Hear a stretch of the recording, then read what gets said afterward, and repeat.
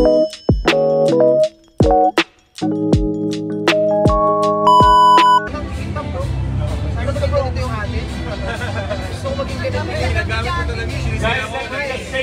pwede naman gamitin lang tapos masusunod tsaka na lang i-repaint. Kaya naman yan, diba? Marinig ko lang boses niya, no? But Gio, I know you have a lot of fans and friends coming in from abroad to the Philippines. Welcome back from SEMA. We would like to greet you, Team Ad Garage. We're all here for you. Welcome home to Ridemax Philippines. Welcome home to Autobot Off-Road. Pakinggan ang pangalan, Gio, alam na, parinig. Yo, what up? Kamusta yan? Dito. Tama. Dito ba sa taas? Ayan. Dito? Yes, boss. Okay, kamusta yan? Sa lahat ng mga nandito. Pasensya lang, nakigulo kami.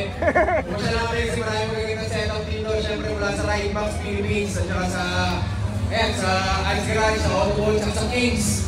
Ayan, yung mga tropa natin, mga idol natin yan. So, saludo sa lahat ng mga bubo ng mga sobrang gandang rig para sa lifestyle na pinili natin lahat. Ayun. So, maraming salamat. Ako pala si Gio. Thank you. Gio, given an opportunity, we have been asking kami nagtatanong, alam ko meron ka rin paboritong rig, may bangka, nag-helicopter ka pa yata sa darating na panahon. Ano ang nagustuhan mo sa preparasyon ng Ridemax Philippines at Autobot Off-Road? Sa taong ito, for the 28th year of Manila Auto Salon, anong rig, anong kakaiba ang nakita mo? Siguro moron, na ngayon, moron pasok na sa lifestyle which is overlanding.